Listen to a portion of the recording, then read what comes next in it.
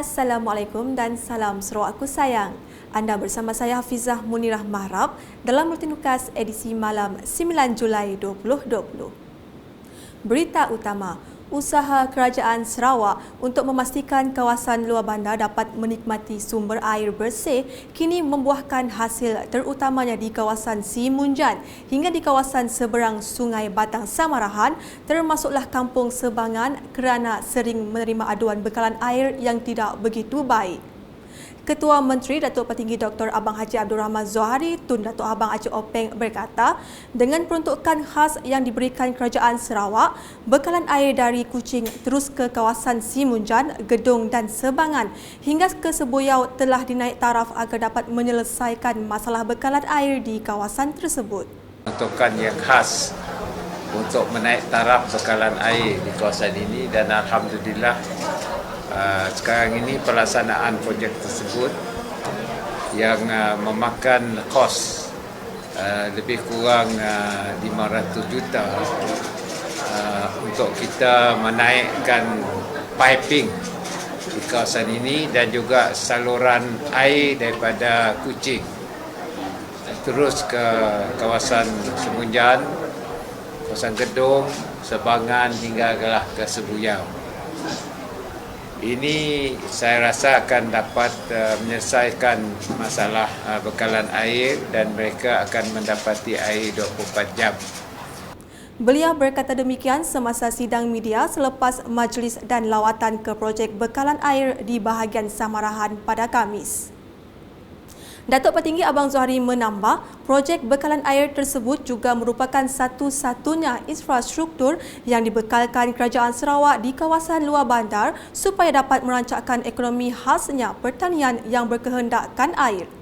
Dalam lawatan itu, Ketua Menteri telah diberikan taklimat berkenaan projek yang diusahakan Jabatan Bekalan Air Luar Bandar JBAB dan seterusnya melakukan gimik membuka bilik air bagi menandakan Kampung Senangeh telah menerima bekalan air bersih dan terawat sepenuhnya.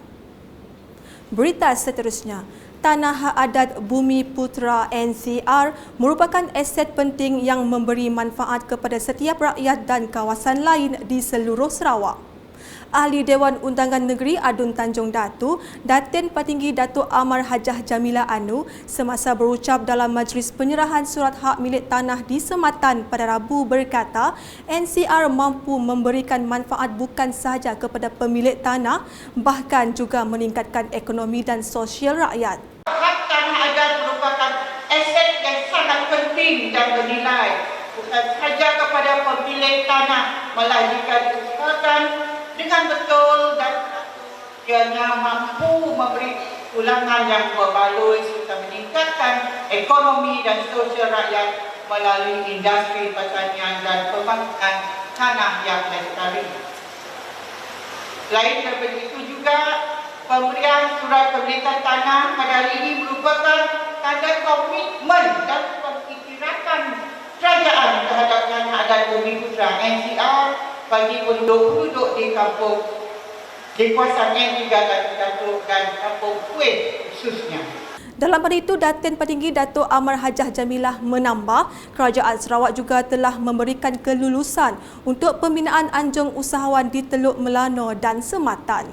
Terima kasih kepada Yang Berhormat Tuan yang mana beliau telah meluluskan usahawan, anjung usahawan walaupun Teluk Melano yang kiunya judi, tapi Nya sudah melulus dengan Yang Amat Berhormat Ketua Menteri bahawa usahawan, anjung usahawan di Teluk Melano diteruskan.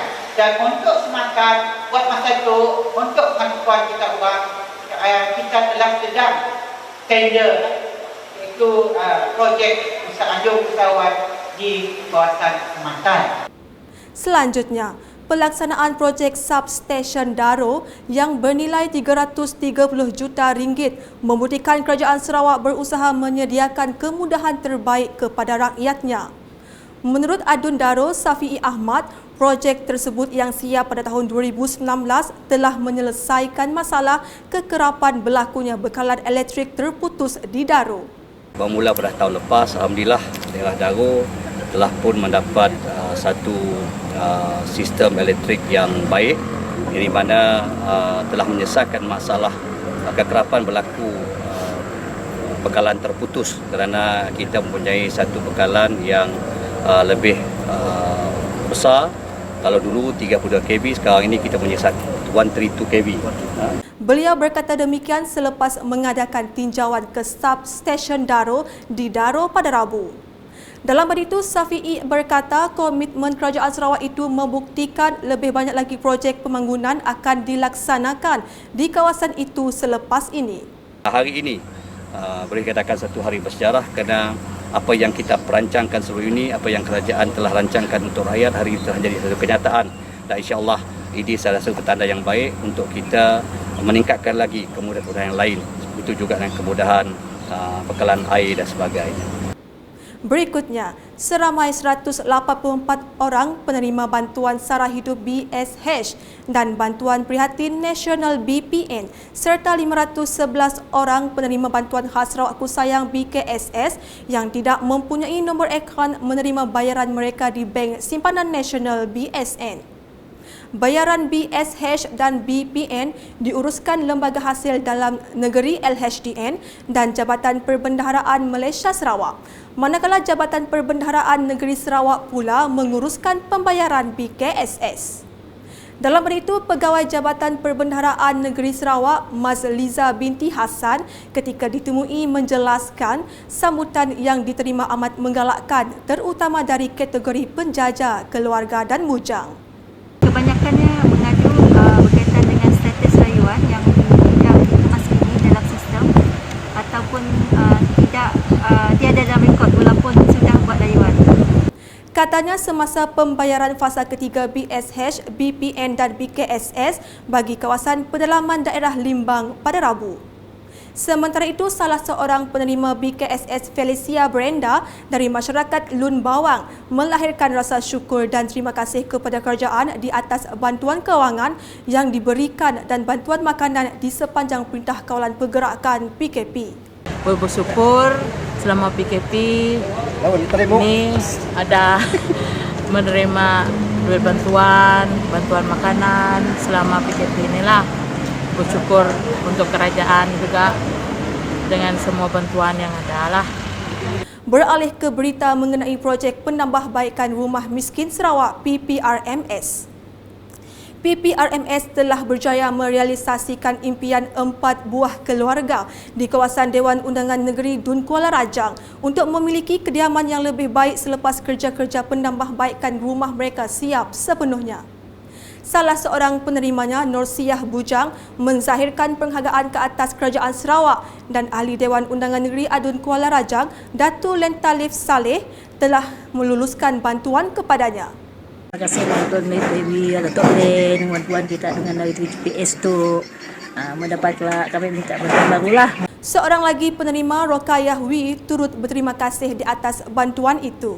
Terima kasih dengan Datuk Len atas beri napa tu rumah tu angkat, napa tu bagi rumah tu kami dengan dapat terima kasih banyak-banyaklah.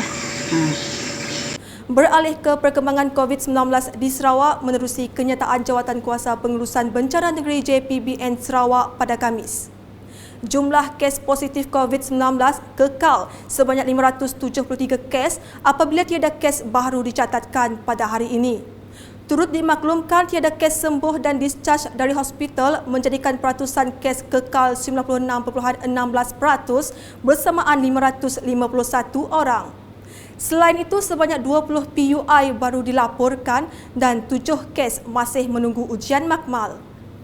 Sekian bersama saya Hafizah Munirah dan kru penerbitan. Dapatkan berita terkini Sarawak setiap hari dengan melayari UKAS channel di YouTube atau di Facebook, Instagram, Twitter dan aplikasi Telegram Buletin UKAS. Salam UKAS.